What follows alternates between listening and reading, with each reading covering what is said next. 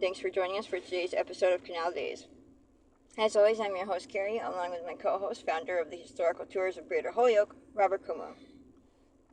Our Canal Days series delves into the vast collection of the historical sites through Massachusetts, with Robert's expertise of the local history as our personal guide. Each episode, we uncover history throughout local communities within historic houses, meaningful monuments, prominent pivotal pioneers, and remarkable remaining remnants, all while uncovering their seminal significance.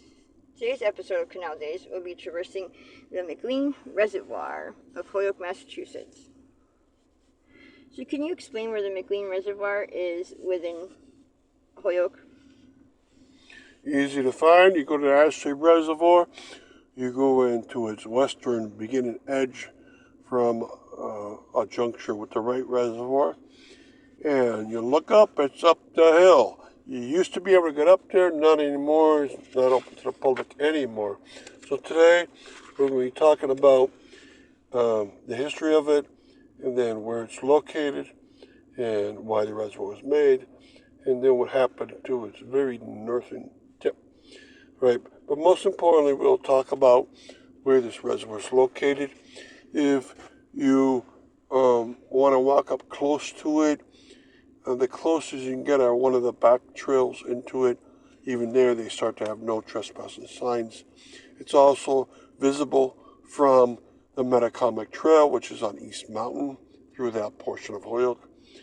And it's also visible from the highway to our Westfield Road, where as you flash by in your car, you get to see the McLean Reservoir first, and then the Ashley on the right. All right, now tip of the McLean was cut off.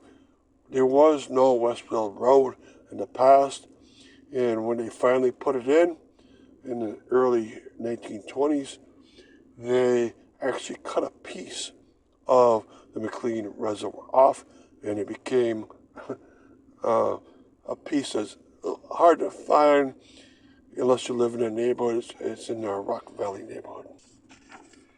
And review the history of the McLean Reservoir. Okay, about 1904, they started digging it. It was to be a high-pressure reservoir, and they dug deep into the earth, blasting out rocks. It's most of it about 80 feet deep. It's the deepest of all of Holyoke's reservoir. It doesn't seem very wide. It's only about maybe a quarter mile long, but taking its depth into account, it's about half the volume of the Ashley Pond itself, which is saying a lot. And it was very necessary as Holyoke started going up to higher elevations of its land. The people had to get water to themselves. And Ashley and White Streets were just a little bit too low to serve those people. Now, after that, it started developing some features. A big change happened during the late 1980s when they found that Ashley and Wright were being contaminated by the gulls bacteria. And then McLean took on a vastly important role. It would take in the water from the Ashley to Ty-Carmody and the Wright and mix it in and then put it into the fluoridation plant, which was built right by the McLean instead of being down by the rock cut area. And so it became the nerve center of all reservoir activity within Holyoke, and including taking water in from the Southampton reservoirs. The only reservoir really not tied into it is the Wright Street node. Fascinated by local history and eager to investigate the obscure treasures off the beaten path throughout the state of Massachusetts? Or maybe just seeking an unforgettable cultural activity for family and friends to enjoy? Look no further than Historical Tours of Greater Holyoke, founded by Robert Kumo.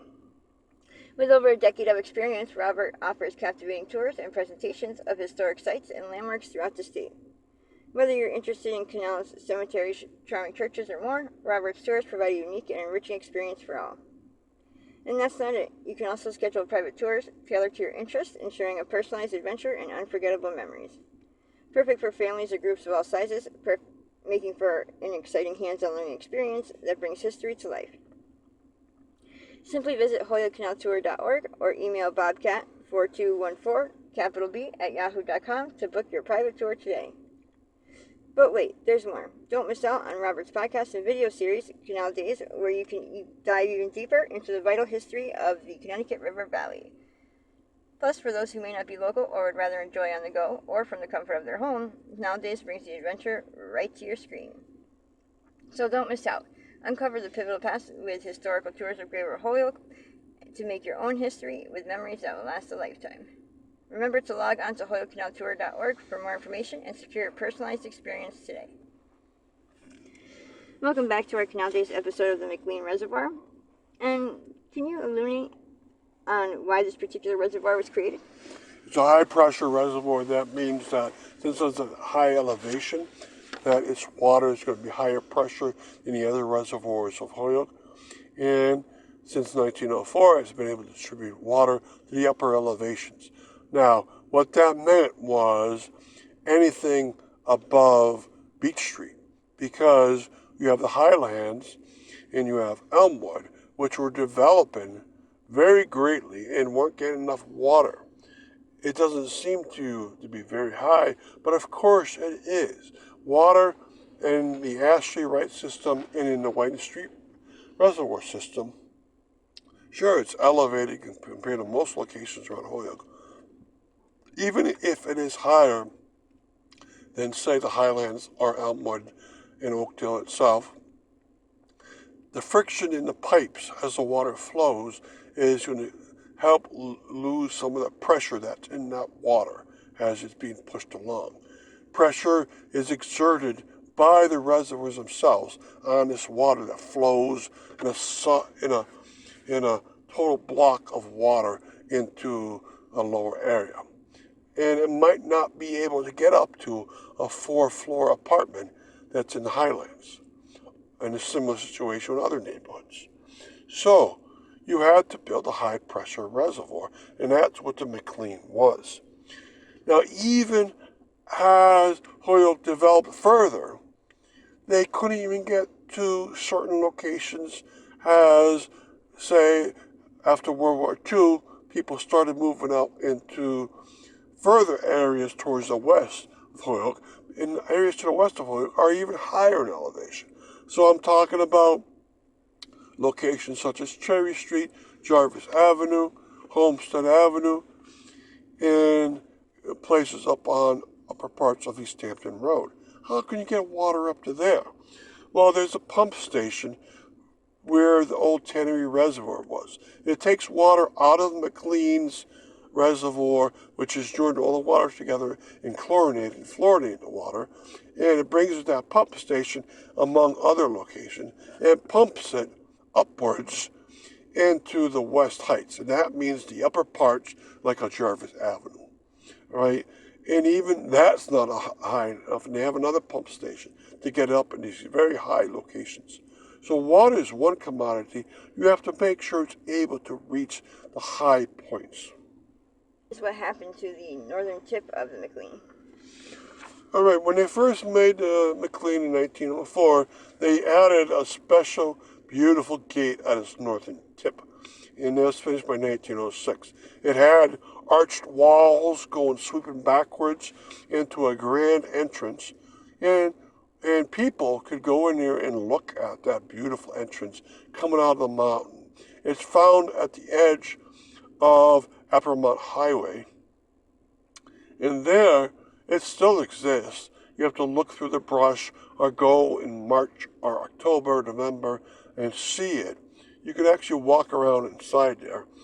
Now, this was not separated from the rest of McLean Reservoir until the highway called Route 202 was cut over the mountain, and then they figured out the best path for it was through the northern tip of the McLean Reservoir. And so this highway, Westfield Road, would pass through a reservoir. So they would have to fix up so that both sides were connected with an underground culvert. They had to make a new dam on the other side to support the road that was passing over it. And so this grand entrance only lasted for about 20 years. And then highway cut through. Its knowledge of it went away. People's care for it went away. And so it exists and is starting to get a bit of a tattered look. So sadly, one of the nicest places in Holyoke got destroyed a bit. In our episode on the McLean Reservoir and joining us on our journey through the rich history of the Connecticut River Valley. We hope you enjoyed uncovering some of the hidden and overlooked marvels and their fascinating stories that shaped our past and the state of Massachusetts. A special thanks to Robert Camus, founder of the Historical Tours of Greater Holyoke, for sharing his passion and expertise with us. Remember, you can find more information about Robert's tours, book private tours, and explore Canal Days video and podcast series at holyokecanaltour.org. If you enjoyed today's episode, please like, comment, and share. We'd love to hear your thoughts and suggestions for future episodes. Don't forget to keep exploring and discovering the history that is hidden in plain sight all around us.